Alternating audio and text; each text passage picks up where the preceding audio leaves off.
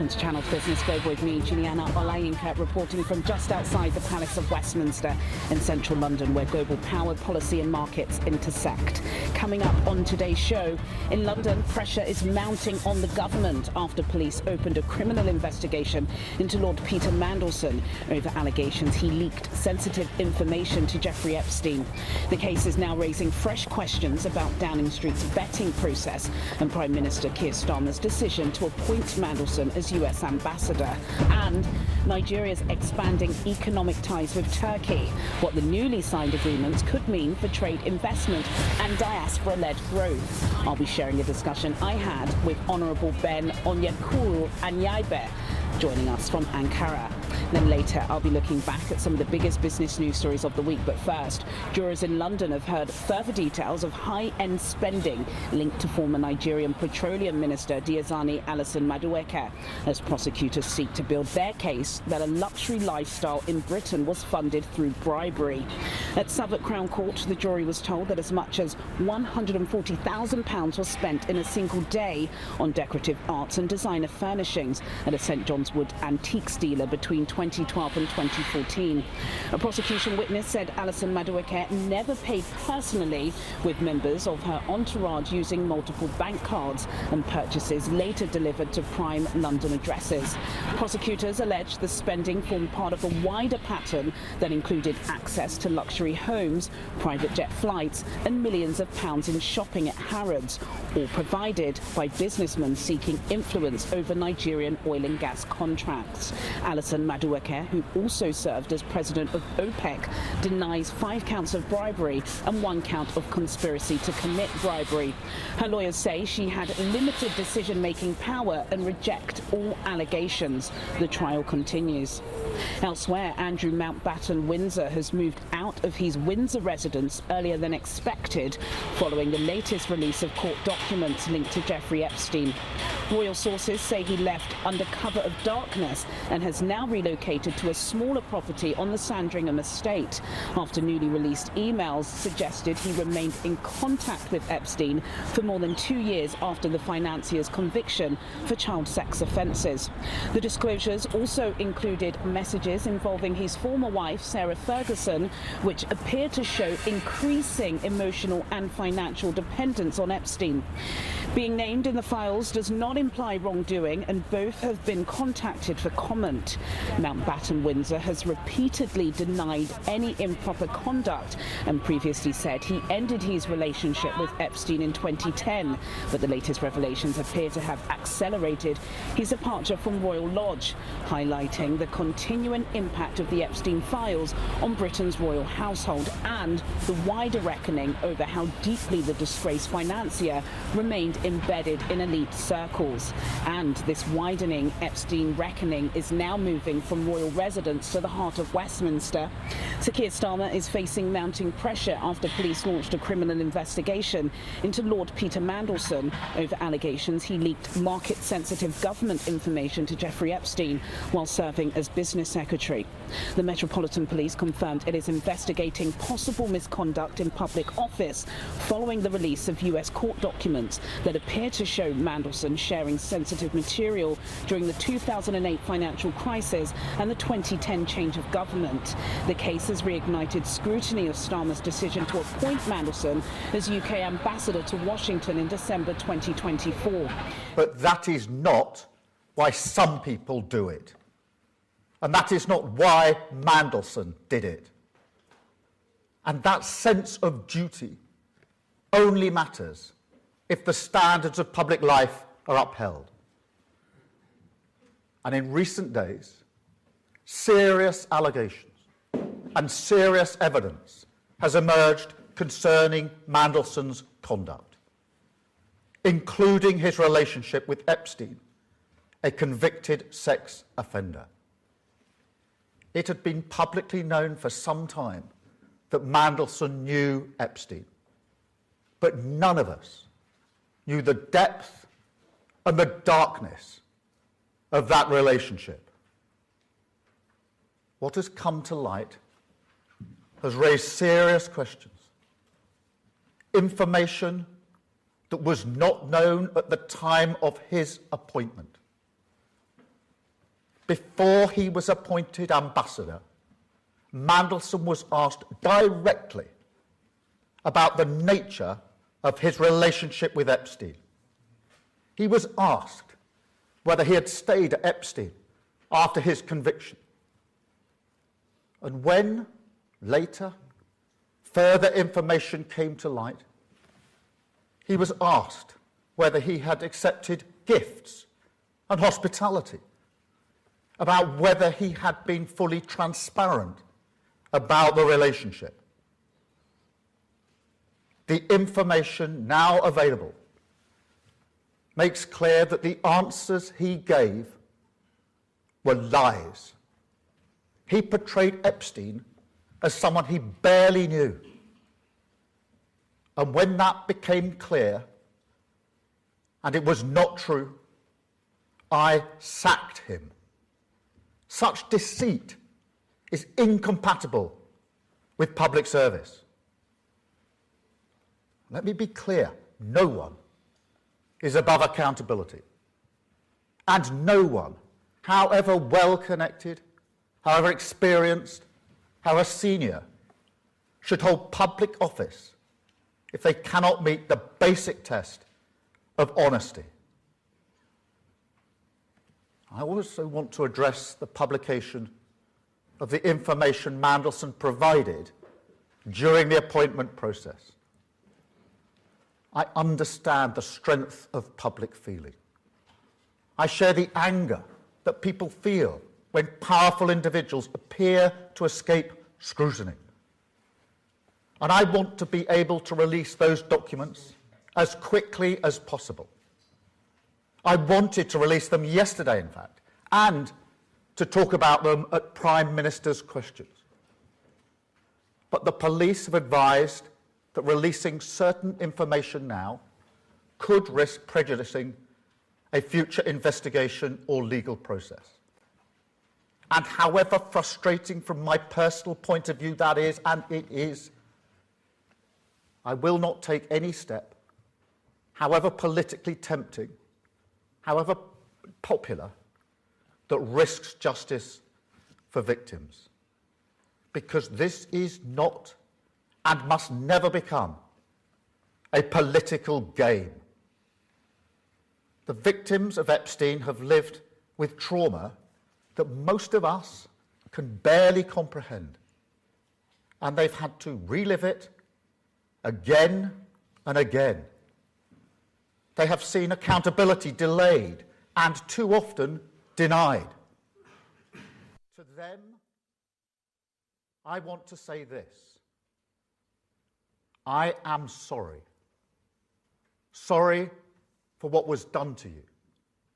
Sorry that so many people with power failed you. Sorry for having believed Mandelson's lies and appointed him. And sorry that even now you're forced to watch this story unfold in public once again. But I also want to say this. In this country, we will not look away. We will not shrug our shoulders. And we will not allow the powerful to treat justice as optional. We will pursue the truth. We will uphold the integrity of public life. And we will do everything within our power and in the interests of justice to ensure accountability is delivered. That is what the public expects. That is what the victims deserve. And it is what I will do. Conservative leader Kemi Badenoch has demanded details of the vetting process. Emails in the file suggest Mandelson briefed Epstein on coalition negotiations and flagged an innocent Eurozone bailout. Mandelson has denied wrongdoing, apologised for maintaining contact with Epstein after his conviction, and has stepped down from the House of Lords. In all seriousness, ladies and gentlemen, Britain is not being governed. Last night in Downing Street, what were Keir Starmer and his team doing? They were not thinking about the future of NATO. They were not up late talking about sorting out the cost of living. They were not planning how to reindustrialise Britain with cheaper energy. They were, yet again, desperately ringing round Labour MPs trying to save his job. The Labour Party came into government just 18 months ago, but with no plan for this country. And in the last 18 months, we have seen exactly what happens when a government has no idea what it is doing in power and no idea what it stands for. They have made a series of random decisions, not a single one of which was in their manifesto. Snatching winter fuel payments, taxing family farms, mandatory digital ID, surrendering the Chagos Islands, a disastrous budget for Benefit Street, taxing jobs, pubs and businesses, and making this country poorer. Every single one of those decisions they have got wrong. It is bad enough to have a government preoccupied with cleaning up its own messes. But what is worse is the reason these mistakes keep happening. Because every single one of them comes back to the judgment of one man, Keir Starmer. At a time when Britain needs a leader, we have a Prime Minister who makes the wrong decision again and again. For months, I have been pressing the Prime Minister about his decision to appoint Peter Mandelson as ambassador. And yesterday in Parliament, I finally forced him to admit the shocking truth. He knew. He knew that Mandelson had a continuing relationship with Jeffrey Epstein. He knew Mandelson had stayed in his house while Epstein was in jail for child prostitution. The Prime Minister knew all this, and yet he appointed Peter Mandelson anyway to the most prestigious job in the diplomatic service. The Prime Minister brushed aside the security warnings. He turned a blind eye to what he knew about Mandelson's association with one of the world's most notorious paedophiles. And instead of standing up and taking full responsibility for this disastrous appointment, the Prime Minister is trying to make himself out to be the victim. Nobody is buying it. This morning, cabinet ministers are out there defending the decision to appoint Peter Mandelson, still claiming that it was a rational appointment. They should be ashamed. And it's not just Peter Mandelson. The Prime Minister has surrounded himself with people who do not have Britain's best interests at heart, like Jonathan Powell, like Lord Hermer, people advising him to surrender the Chagos Islands simply to impress lawyers at North London dinner parties, people advising him to let the Chinese build an enormous spy hub in the centre of London, people advising him to drag our brave veterans through the courts while terrorists walk free.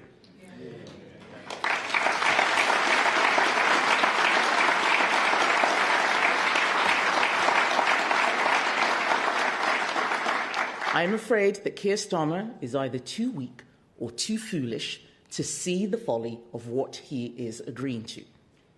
Even the Health Secretary has said that there is a toxic culture in Number 10. Cabinet ministers briefing against each other, not focused on their jobs. We have constant U-turns. This is not just a Westminster bubble story. Britain is not being governed. And this is having an impact on the lives and the livelihoods of people across the country. Britain is getting poorer and Britain is getting weaker because of Keir Starmer's bad judgment. It cannot go on. It is now up to Labour MPs to do the right thing. I know there are many of them who are horrified by what has happened. We saw that in the House of Commons just yesterday. They might now expect the Prime Minister to take responsibility, but we know he won't. He will have to be dragged out of Number 10. So, I am making them an offer. If they want the change they know the country needs, come and speak to my whips, and let's talk seriously about a vote of no confidence to force the moment. Coming up on Channel's Business Global, Nigeria's expanding economic ties with Turkey, what the newly signed agreements could mean for trade, investment and diaspora-led growth. I'll be sharing a discussion I had with Ben Anyabe, joining us from Ankara. Then I'll be looking back at some of the biggest business news stories of the week. All of this after the break. Do stay with us.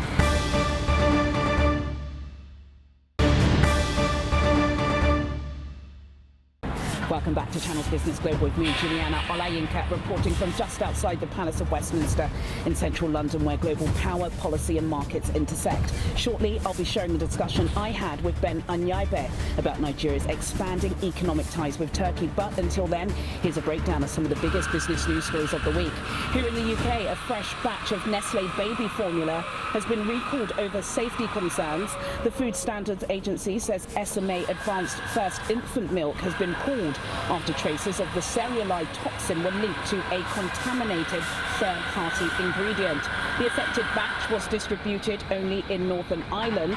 Nestle says there are no confirmed illnesses and the recall is precautionary. Disney has warned its US theme parks will be hit by falling numbers of foreign visitors. The company says international travel to the US declined last year, with analysts linking the drop to tougher travel policies and growing anti-US sentiment. Disney says it will target domestic visitors to offset the impact, but shares fell 4% earlier in this week after profits slipped. French prosecutors have raided the Paris offices of Elon Musk's social media platform X as part of a cybercrime investigation. Authorities are examining alleged misuse of algorithms and illegal content linked to X's AI chatbot Grok. Musk has been summoned to a voluntary court hearing in April. X has denied wrongdoing, calling the investigation politically motivated. Now to our final topic. Nigeria's latest agreements with Turkey are now being tested in the real economy as attention shifts from diplomacy to delivery following President Bola Ahmed Tinubu's state visit to Ankara.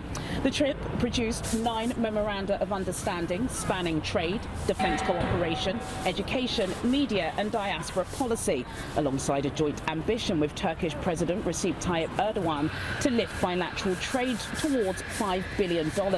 Turkey is already Nigeria's largest trading partner in sub-Saharan Africa, with annual trade above $500 million and more than 50 Turkish companies operating in Nigeria, backed by over £400 million in investment. For Abuja, the emphasis now is on converting those frameworks into tangible outcomes, from foreign direct investment and job creation to deeper supply chain links and skills transfer.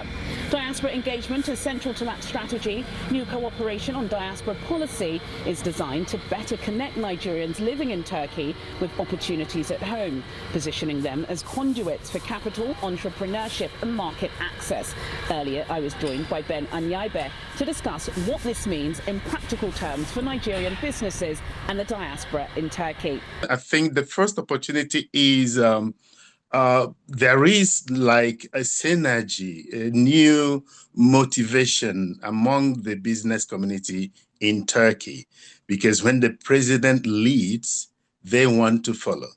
So mostly that is how a lot of Turkish business people works, and they go, most of the businesses also have their anchor support or promotion incentives from the government. So the government actually leads the way. So the ground is more fertile than ever because of this visit.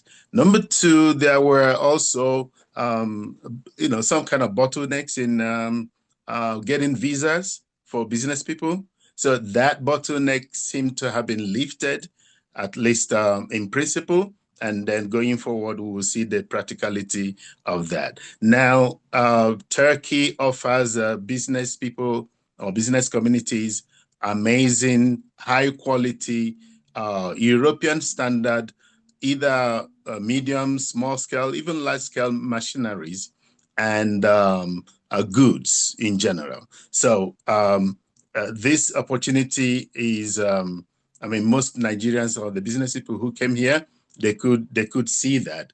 And one of the biggest takeaways is the competitive price that the Turkish product offers. So watching what happened and engaging directly and in some of the meetings, I could see the synergy, especially with the NITCOM, the MOU with NITCOM.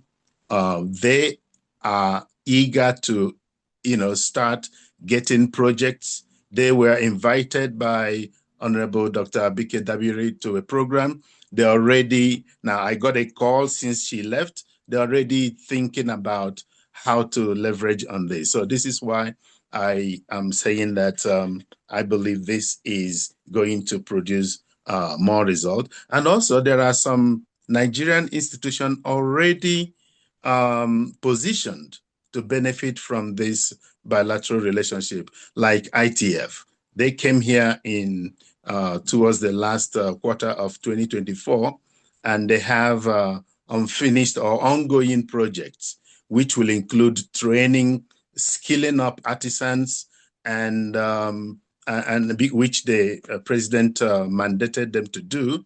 So those projects are ongoing. In fact, I'm already getting some kind of calls or correspondence from them to really cash in on this momentum to explore those ongoing projects. So I think this is going to produce a much better result. On defense, as you can see, the result is already there. So there are already results. So for that reason, I am very optimistic. I, as a person, was heavily delighted, to see this MOU. Is historic, is the first of its kind. Now, the Nigerian diaspora in Turkey, kind of has been trying to get some level of accommodation in terms of engagement with the authorities. And we have been looking for, we did everything possible to, leverage on the contributions we're making here. But this MOU has given us, that recognition we've been seeking for years. And that is, in fact, to me, when I try to give people updates about the president's visit, I tell them that maybe for us living in Turkey, that is one of the, the best of the MOUs. Then secondly, we had an engagement or a meeting being led by Honorable Abike with the Turkish diaspora desk, or the institution that is responsible for coordinating diaspora activities. That meeting was an eye-opener. It was there. They outlined some of the benefits awaiting the Nigerian diaspora. First of all, the government is going to give us a warmer, friendlier, collaboration or treatment, if you like, that was promised. So, and then they were also open to listening to our concerns. Turkey is like the China of Europe. Okay, so, and that means in many industries and SMEs and entrepreneurial endeavors or sectors. Now, Turkey is like very, very generous with sharing technical skills and knowledge and technology with other countries that are seriously engaged with them. They are willing and ready almost in all sectors to share their technological knowledge with their counterparts in Nigeria. So and they may do this, for a song. So that is one of the things when I have engagement with any high government official, I'm trying to tell them this is not going to last forever. And another thing I want to emphasize, what we are getting from Turkey is from bottom up, if it is well utilized. Now, they are ready to train our youths, give scholarship to our students. In fact, I engaged in a conversation, and one of the experts, an authority, was telling me that their interest is to give scholarship for artisans, as many as possible, not artisans who will serve in the West, but artisans who will use the skills to develop our country, Nigeria. I mean, you can imagine a foreigner telling you this. This is This is the objective, this is the agenda, this is the way they roll, and they are willing to do this. Well, sadly, that's all we have time for today. But as always, do get in touch with your comments and suggestions. I'll see you at the same time next week for more in-depth business analysis on Channel's Business Global. Goodbye.